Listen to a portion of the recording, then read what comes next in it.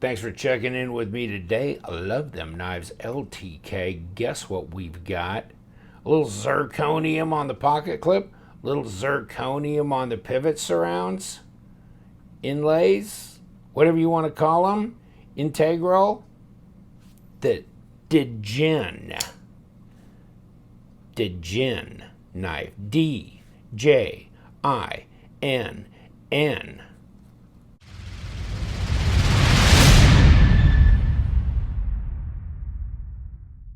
Don't know what to say.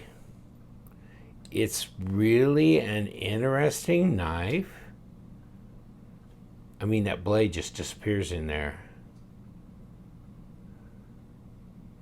Really lightweight, very slender. So, you know, you're not getting a lot of poundage for your money. Very slender blade. Just drops away. Centered, no blade plate, no lock rock. Of that, I got mine AliExpress, 245 smackers, different colors, different kinds of inlays. Here's your shtick on it, specs, 9TIEDC, Djinn, okay, D-J-I-N-N, Djinn, maybe you keep the D silent, I don't know. M390, steel. Probably send this one in, have it tested, what the heck. 3.2 millimeter thickness on the blade, all that kind of ceramic bearings, 80 grams, and you get the nylon pouch.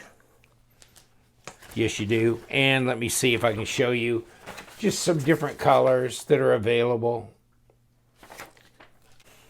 They're available like this as well. So that may pop the interest a little bit harder for some of you. Yeah, it just swings out, doesn't it? Very light blade. Comes in this, it's a Velcro type pouch here and then plastic, but check that. And see, I mean, they got extra little slides in here. Well, it makes sense when you're talking about the Tirek. This came in the same thing. This is also the same design from my buddy Way that has this store over there. And these are both his knives, but how about that? And this stops in different places. Of course, it's got a replaceable blade. They give you an extra one. This is titanium, comes in different colors. Just thought I'd say, you know, the reason all these pockets, because you get extra blades and stuff like that. So, and so he's using the same pouches, very economical that way. And very effective, and it's kind of nice to not have a zipper pouch because zipper tracks can get messed up and this and that. So this is very protective, but bam, light, very lightweight. Kick it on the scale here. Come on, just, oh yeah. And you go, maybe that's why you're wearing the Band-Aid. No, it wasn't that. I didn't get cut by it. That blade's so light, it'd bounce off your finger, but it's not going to cut it quite that easily. Under 80 grams. So roll it around to ounces, 2.8. So this knife here is bigger than this knife here. But they weigh the same. This is 2.95 inch blade. This is 3.5. 2.8 ounces. Absolutely. Now, if you want to throw in some more mess to the mess, miscreant. Now the miscreant's bigger. But how much does it weigh? This is how insane this gets. 2.76 ounces for a 9-inch knife. Insane. Now, let's kick over here. Come here, Big Red. Well, red's a little bit bigger, but I think the blade length is about the same. But she's got a longer handle because this is under 8 inches. This is 8.2, 8.25. Throw a tape to it.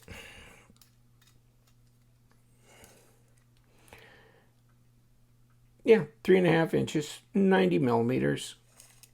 Overall, not 8 inches though. Let's say 7.8 and not quite 20 centimeters. And how fat are you? 12 millimeters, 0.47. So same width as a paramilitary 2, basically. And 1/8 inch blade stock, which is 3.2 millimeter. So, you know, you can release the blade, release the hounds. There you go. And don't get your thumb in the way of the flipper tab or it won't release. Flip. Back up a little. Let her go. There you go. Drop. Centered. Yeah. I kind of, to flip this, it's not as easy to just lay your finger like this. It's more this kind of thing to really get a positive kick on it. Because the detent on this is pretty intentional. It's not going to let you get away with just lazy flips necessarily because it's holding that detent. And you're going to have to get down with it. Now, maybe push button is another option for you. One thing, yeah, you'll have to note that you've got a lock bar here. And there's my finger.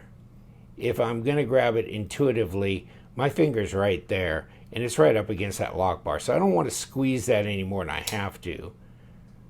So I get intentional. I get either in front of that flipper tab and pull, which kind of naturally gets my finger off of that lock bar or away from it.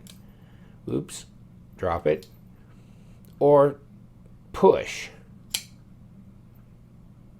Either way.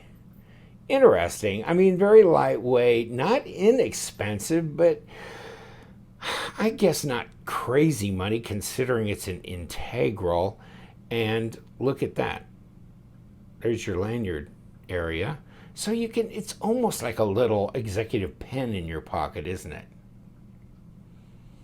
Although it's M390, so it just depends on how you feel about like a brand new brand. I mean, this is not Benchmade or Zero Tolerance or something like that. But if if Spyderco has an Integral, it costs you $500, right? Paysan. So, okay, compared to 500, it's a bargain. And it functions really well. I don't have any lock or blade play on this. Supposedly ceramic bearings under these plates in that pivot area in there. So haven't pulled that apart. Kind of curious a little bit. I might do that. But it's an integral, so I kind of hate pulling things out of integrals. Don't like digging into their guts that much unless I have to. And this one seems pretty compliant. Drops good. Pretty good action considering how lightweight it is. Get a piece of paper. Let's see if it'll cut something. You know, obviously like piercing, slicing. This way. And this might be worth sending in and getting an HRC on. Yeah, maybe. They don't really say anything particular about the finish on the blade. But to me, it looks more like of a bead blast or a hand rub. I'm going to say bead blast. And there,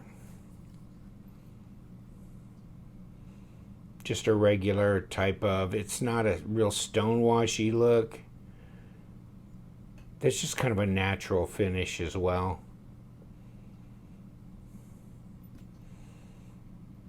Very light. Nice gentleman's carry, I guess. It's fairly long. It's almost 8 inches, so it's not like a little 6.8 inch, 7 inch gentleman's carry, but it's light enough to be one. And, you know, it's got a real executive look to it. This being, you know, capable of going in a shirt pocket or a jacket pocket, pants pocket, pretty discreet.